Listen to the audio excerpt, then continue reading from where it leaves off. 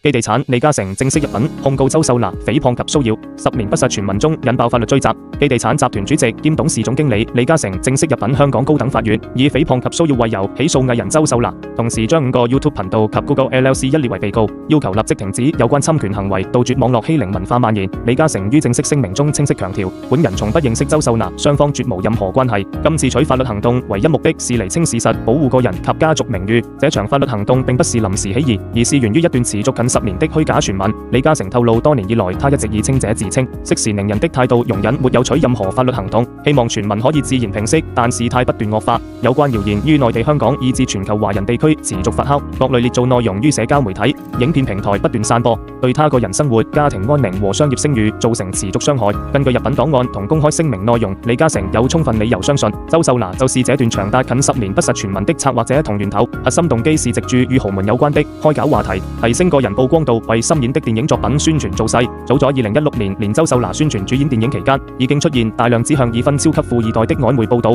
傳媒以開張標題虛構二人存在特殊關係，迅速引起公眾誤會。有關內容刻意模糊資料，引導聯想，將周秀娜和香港頂級豪門家族綁在一起，形成極具傳播力的八卦話題，為他的人博取關注和瀏覽。針對這件事，李嘉誠當時已經委律師向周秀娜發出正式警告信，要求即時停止有關惡意操作，但事件並沒有就此終止。之後近10年間，有關虛假內容並沒有消失，反而以更多種形式擴散。主流媒體、社交平台、YouTube 頻道持續出現捏造文字和影片，明示或暗示傳聞入面的富二代就是李嘉誠，部分內容更毫無根據，牽扯其他無關人士，編造締造兼不實的情節。這些內容長期反覆對李嘉誠構成騷擾和誹謗，令他長期承受不實言論帶來的侮辱和困擾，正常生活和公眾形象都受到嚴重影響。真正令李嘉誠忍無可忍，決定不再退讓的關鍵時間，就是2025年6月。當時李家上下正處於失去父親基地產創辦人李兆基的深切悲痛之中，家族成員全部沉浸在哀傷情緒中，無心應付外界紛擾。但周秀娜在宣傳新電影期間，主動與 YouTube 頻道商討訪問內容，明確提出要說回自己被包養的有關傳聞。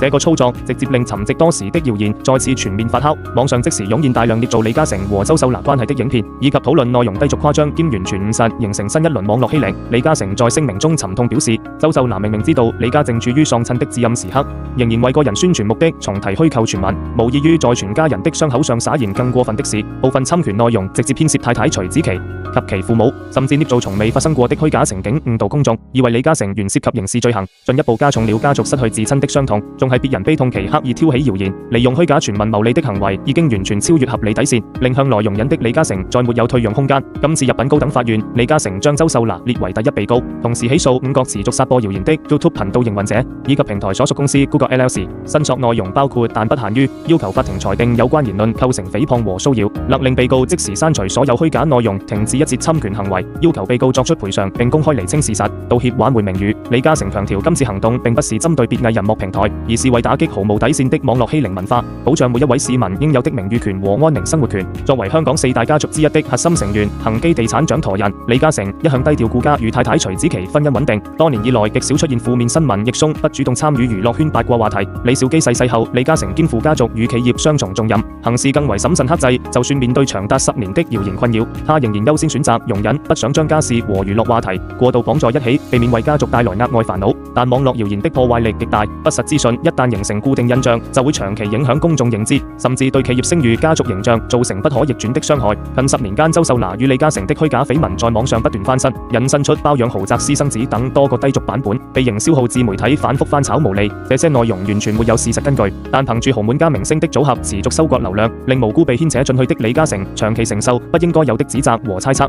周秀娜方面在2025年6月訪問後，曾作出過簡短澄清，雖不認識李嘉誠，對謠言來源不知情，但在李嘉誠看來，周秀娜在宣傳關鍵時刻主動提及敏感傳聞，同時沒有清晰割斷與所謂富二代的關聯，客觀上引導輿論助推謠言行為，明顯帶有目的性和功利性結合。2016年連首次謠言爆發，同樣與其電影宣傳期重疊的時間線，李嘉誠有理由認定周秀娜近10年間多次利用虛假傳聞為個人事業鋪路，是整個謠言鏈條的核心推手。YouTube 頻道和 Google 比一併起訴，同樣引起業界關注。近年以來，香香港和海外影片平台存在，大量以捏造豪門八卦、虛構藝人緋聞做流浪密碼的頻道，內容低俗，欠缺信源，反覆侵權。但因為平台審核寬鬆而長期存在。李嘉誠今次將平台方一追究，目的是清晰界定平台責任，要求平台履行監管義務，不再為誹謗內容提供傳播途徑。這舉動亦被視為香港富豪階層對網絡謠言、自媒體亂象的一次集中反擊，具有標誌性意義。事件曝光後，即時引起香港全城熱議。法律界人士指出，誹謗案件對證據要求很高。李嘉誠一方提交的申索陳述書已經清楚列明時間線、傳播路徑、